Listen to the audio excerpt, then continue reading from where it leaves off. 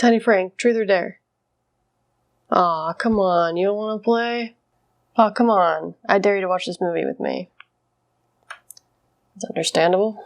Welcome back to the Mad Tea Party, where I know you are, but what am I? On my last movie review, somebody requested that I review Truth or Dare, and I aim to do just that today. Oh wait, was it this one you guys wanted, or was it that one you guys wanted? Well, this one was in theaters, so it has to be a good movie, right? This one came out in 2017. That's right, 2 Truth or Dare based demon movies came out just a year apart from each other. How did this happen? Was it a coincidence? A ripoff? Somebody who reviewed this movie said that this movie was the remake. What? Wait, how long does it take to produce and release a movie? Was time travel involved? I took a look at the IMDb and I found out there's more. Truth or Dare 2012 was a British-made film that was recently changed to Truth or Die to help separate it from the Blumhouse film. Truth or Dare 2013 is yet another movie that came out a year after the last one. What is going on? Maybe y'all want me to review Madonna's documentary Truth or Dare from 1999. Am I losing my mind? Truth or Dare! 2017 version. This Truth or Dare starts out in 1983 in a spooky old house with these 2 goofballs in the middle of a dare. Looks like Johnny here has to jump off the roof, and Donna gives him some sound advice. Just focus on the grass! Yeah, just focus on the grass. That'll stop you from shattering your ankles. Johnny! Well, he slips and falls, leaving her to perform her own dare, pouring acid over her head. I really like this demon. He's got pizzazz. Donna makes some oobleck, a goo comprised of cornstarch and water to protect her head from the acid. Now, the dare said pour acid over your head. I'm kind of wondering where the wiggle room is there. Could she have just laid underneath the sink and then poured acid into it above her? Could she have poured the bucket from above her head behind her? I sort of feel like kids today would have trolled this demon a lot more. Anyway, we get our title card and transition to present day, which is an interesting choice for all filmmakers in my opinion, because you can usually tell what decade it actually is by the technology they use. Ever see a present day title card and then everybody pulls out a Motorola Razr? It's hilarious. A group of 20-somethings show up at a similarly spooky house. Addison, meow. What'd you expect? You say Halloween and party, I hear costume. You see Carter here arrange for them all to stay there, knowing that 7 teens died there playing Truth or Dare in the 80s. 7 teenagers played Truth or Dare. Because all but one of them died. Horrible, painful deaths. She was never seen since. But rumor has it, if you did see her, her face would haunt you forever. Hold your horses there, Charlie, because your story doesn't add up. You say 7 teens died there playing Truth or Dare. They all died except for one, and nobody ever saw the survivor.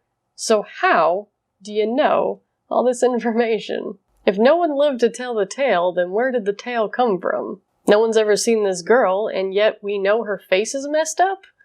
Watch your step, everyone. There's plot holes here. Also, this place should have been condemned, not paraded around on a B&B website if people died here. Just saying. Also, who owns this place? Nobody met them when they showed up.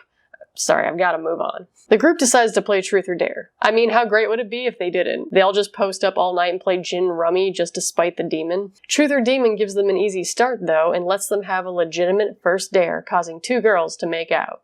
Maybe the demon's into it too, am I right? But hey, that's all the fun they get. We gotta get this show on the road. Maddie grabs the first truth that gets a little too into her personal affair with Tyler. Now, I've never played Truth or Dare this way. They all have to write down truths and dares on cards and then they pick them at random. So it's not odd to anybody that she picked one that happened to be super personal to her. Anyway, she gets crazy defensive and lies. They all get a text from an unknown number that says, liar. After an emotional confession, Tyler gets mad and grabs the cards for unknown reasons, then reads his dare to put his hands on a hot stove. He says no, the stove says yes. Long story short, if you don't do the dare does you. So his hand is down on the stove and acts as if he can't get it off, like it's fused to the stove. After the ordeal, the group continues to think Carter's behind this. You know what? Suck it, newbie. Our next contestant gets a card thrown at her, telling her to eat the burnt flesh off the stove, and the TV says she only has 4 minutes, and they still think Carter's behind this. Damn it, Carter. Carter, come on, dude, stop it with the CGI. I think you gotta do it. It was your card, Jess. Screw you, he's right. I am not doing it! Now, she said that line wrong. What it sounded like she said was, screw you, you're right. But what she meant to say was, screw you, you're right. I know it's nitpicking, but I had to watch her say this line over and over just to try to figure out what she was trying to convey here. Mandatory in these films, their phones stop working. So our Butterballs suddenly figure out they have to do these dares, or the dare will force you to do them anyway. Not quite sure how a dare was going to force a guy up onto the roof, but it's not in the script, so we'll move on. Jess grabs some noms off the stove, but it's not good enough. A mysterious phone call says she's got to eat more. Yeah, you eat that latex. They amplified these stock eating sound effects, and I love it. It sounds delicious. So they try to leave, and they can't till the round is over. Holt goes next and has to grab exposed electric wires. Now we're jumping it up a notch, people gonna die. They devise a plan to tackle him off the wires once he grabs them, and it does work. You win this time, 20-somethings. So Jess starts being a scared little girl who can't do anything. I just ate a person's skin! Oh, did ya? Holt just electrocuted himself. Do you mind sharing the spotlight a little bit? Next, Luke has to smash his knee with a baseball bat, so T and Demon is calming down a little bit after somebody almost killed themselves. Do it, go, just go! Oh, Jess, you can't do anything right. What are you doing? Next, cars rain down from the ceiling, asking Addison if she does drugs. You know, these truths are really lame. But Addison is so distraught that she lies and bails, resulting in a force push that drops her onto a steel pipe outside. Addison, you had a truth. You had an easy way out. How did you mess that up?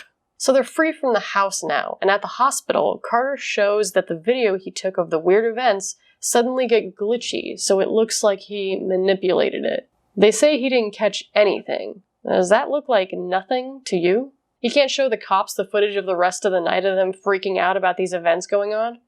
No? Alright. Everyone tries to go back to their everyday life, but Truth or Demon doesn't like that one bit.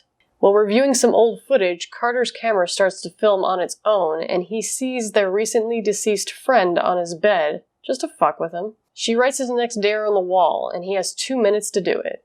Well, he didn't want to hang himself, so it does it for him. I gotta wonder what the point of doing it yourself is if it's gonna kill you either way. This game kinda seems like a stupid add-on to this demon's plot.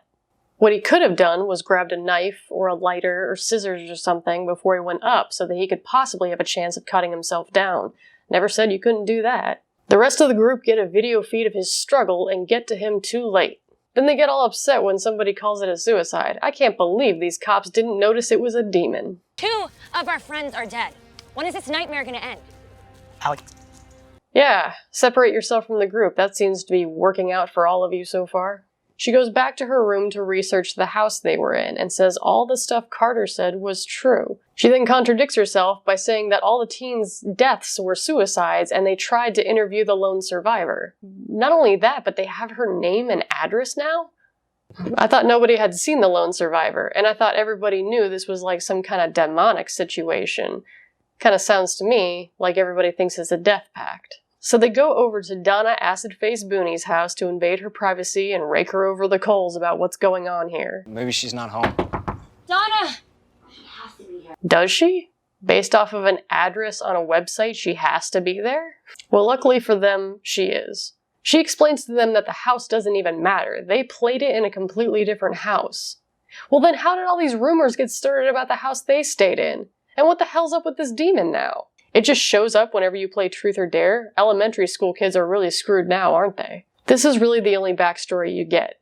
It's a demon, it shows up when you play Truth or Dare, you can't shake it. Also, this demon is giving them a lot of time between dares. Yeah, I could just kill these people rapid fire with back-to-back dares, but I gotta go to the store and get, like, these gel pens. They got this, like, glittery gel inside them, and they're really, really super smooth to write with, so I gotta go to Staples and pester an employee for at least an hour how to find them. Can you tell I've worked at Staples before? Donna says to survive, they have to share the dares. I don't recall her sharing her buddy jumping off the roof's dare, or anyone sharing her acid bucket dare. I think she just got lucky and survived because she was the last person with the last dare. Also, sharing dares isn't how Truth or Dare works. This demon doesn't even understand the rules of its own game. Just go back to the house. That's where it started, and that's where it has to end. Wait, why? You said the house doesn't matter.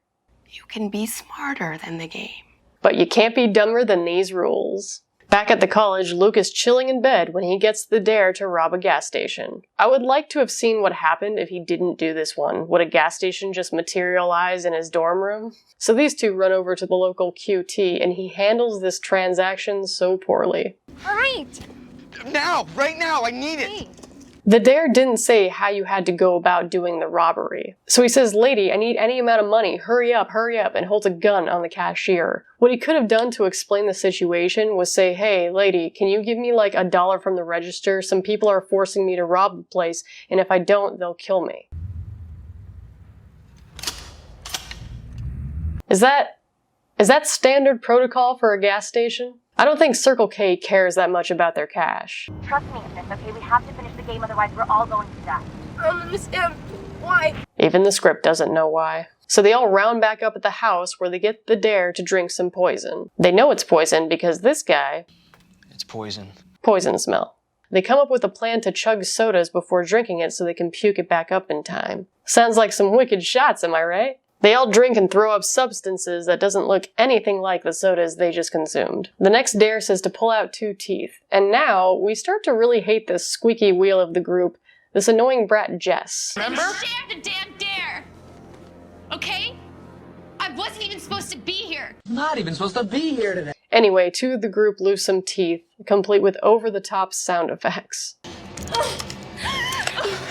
Alright, now we're cooking with gas. What's next? You know, for a Truth or Dare game, it's really skimping on the truths. Anyway, the group has to play Russian roulette. Russian roulette with 1 bullet and 3 rounds. Wouldn't they be done way before 3 rounds is over? There's 5 of them, and it's a 6-shooter, so somebody's probably gonna die within the round. Alex bravely fires the gun twice on herself, though that means there's more of a chance that her friends will die.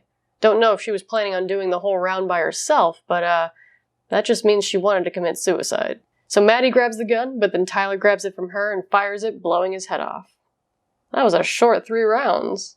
Holt gets the next dare to get run over by a car. Damn it, this demon is onto our share the dare trick. Weirdly, this causes Holt to launch into a confession about how he was involved with a hit and run. So is this demon suddenly out of nowhere basing its dares off of horrible secrets of the players? Kind of. We'll get back to that later. They run outside and try to run over Holt's foot, but all the cars aren't working properly anymore, and they run out of time. Truth or Demon, you trolling these people? The car's hood clamps down on Holt's arm and pulls him down the street before running him over. My god. So they start to discuss my dare theory and say that these dares are being based off of the sins of the players, although some of these dares I think are more far-fetched than others. Not all of it adds up, but I think if they could have expanded a little bit more on this plot point, it might have been pretty cool. She says it's punishing them for their secrets and obsessions. An example is that Luke's whole life rode on his ability to play sport ball, and he had to be punished for that? I don't get it, because I don't have any weaknesses or fears or whatever. Oh, you don't, Jess? That's funny, because... You're welcome. Oh my god. I am not doing it! Same. No. Step right up, Jess, to the T&D game of a lifetime. Chain yourself to a pole and get eaten by bugs. So we're now on round 3 with 2 girls remaining. They're told to remove 7 living body parts in 7 minutes. An eyelash here, a nail there. Wait a minute. Those don't count. It said 7 living body parts. Alex even repeated it. Doesn't matter right now. We have 7 minutes, 7 living body parts. Do you guys think nails and hair are alive, or... They gotta start over and remove an earlobe, then a finger, then a toe, then a foot. They say they'll put all the parts on ice so they can be sewn back on and then plop each piece into a cooler full of water that hasn't had ice for like a week. After the dare is complete, they rush out to get Maddie to a hospital when the final dare comes in telling Alex to kill her. But hey, what the hell? I thought the game had to be completed in this house. It's almost like they just had a spooky set to film the movie in. So Alex starts to speed up and rams her car into a big old tree where we then see darkness, hear somebody gasp, and roll credits. Isn't that just, the most abrupt ending you've ever seen? Beautiful. So I don't really have anything else to say about this. We don't learn anything else about the villain. There's no real resolution. We learn nothing and aren't any better for have seen it. But I'll tell you what, I dare you to subscribe. Thank you so much for joining me in this dissection of one of the millions of Truth or Dare movies out there. And join me next time when I play a haunted game of Spin the Bottle with Tiny Frank. Bye.